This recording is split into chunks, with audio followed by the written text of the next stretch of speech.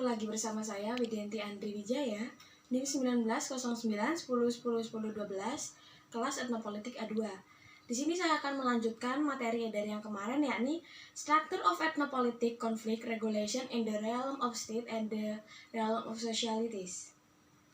Dalam dunia etnopolitik, muncul berbagai macam tipologi yang digunakan untuk mengklarifikasi adanya regulasi konflik sesuai dengan tingkat intervensinya masing-masing, yang sejalan dengan tujuan utamanya, yakni menghapus perbedaan etnis sebagai lawan mereka.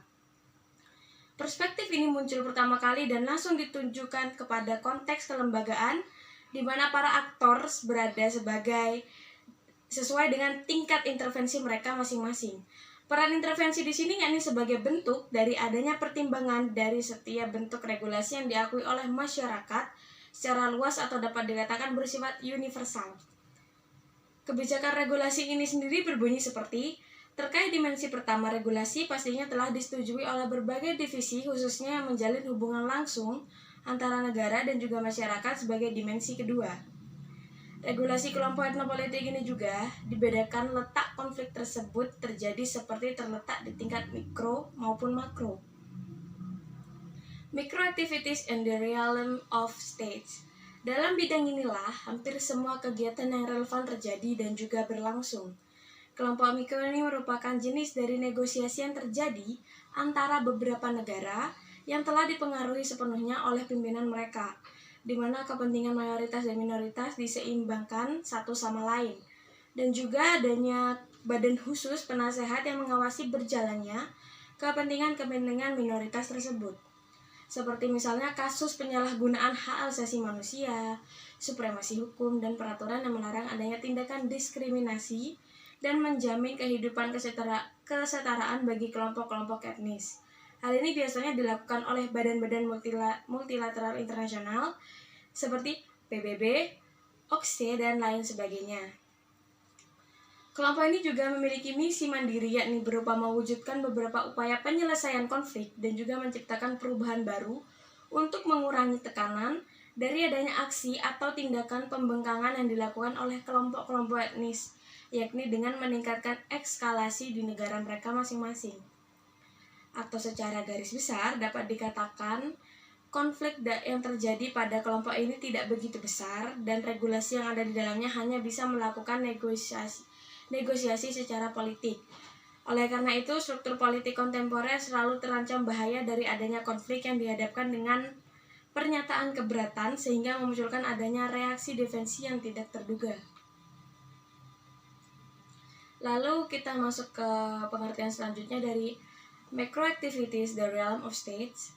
Dalam kelompok makropolitik yang paling radikal digunakan untuk mengatur konflik yang terjadi berskala nasional, seperti halnya pemisahan diri oleh suatu kelompok etnis tertentu yang merasa dirugikan dalam negara mereka sebelumnya. Namun kasus konflik makro ini masih sangat minim, dan salah satu kasus yang paling terkenal yakni kasus yang berada di Cekoslovakia. Dalam sebagian besar kasus yang telah terjadi tentunya telah mengubah perhatian masyarakat, seperti misalnya untuk lebih memperdulikan reformasi kelembagaan yang nantinya akan menghasilkan struktur pemerintahan yang lebih demokratis dan juga lebih memperhatikan pelaksanaan hak-hak yang berkaitan dengan partisipasi politik secara umum. Kasus-kasus yang telah dianalisis sebelumnya menunjukkan bahwa faktor yang paling krusial adalah waktu, mengingat bahwa aktor dari setiap negara memiliki konflik yang berbeda-beda. Dan di sisi lain, pusat badan negara telah menyetujui penyelesaian masalah di bawah tekanan, terutama dalam kondisi krisis yang tidak memungkinkan terjadinya negosiasi. Lalu kita masuk ke bab berikutnya, yakni Microactivities in the Realm of Societies. Pada dasarnya, dua argumen yang melibatkan masyarakat di dalamnya terdapat regulasi konflik etnopolitik yang memunculkan perspektif baru seperti halnya konflik etnopolitik yang tidak hanya dilakukan di tingkat kepemimpinan, tetapi juga terjalin dengan struktur sosial dan dapat mempengaruhi jenis-jenis sosial tersebut, seperti halnya para aktor di dalamnya. Penanganan konflik semacam itu dapat berhasil dengan baik, sesuai dengan konsep dan juga strategi yang nantinya dapat dikembangkan oleh aktor negara mereka sendiri. Dan argumen yang muncul sebagian besar mengarah pada kondisi asimetris sesuai dengan konsep psikososial dan juga historis mereka masing-masing. Lalu di bab yang selanjutnya ini, microactivities in the realm of societies, menjelaskan bahwa hingga saat ini tidak ada cara yang cukup signifikan untuk dapat menyelesaikan sebuah konflik.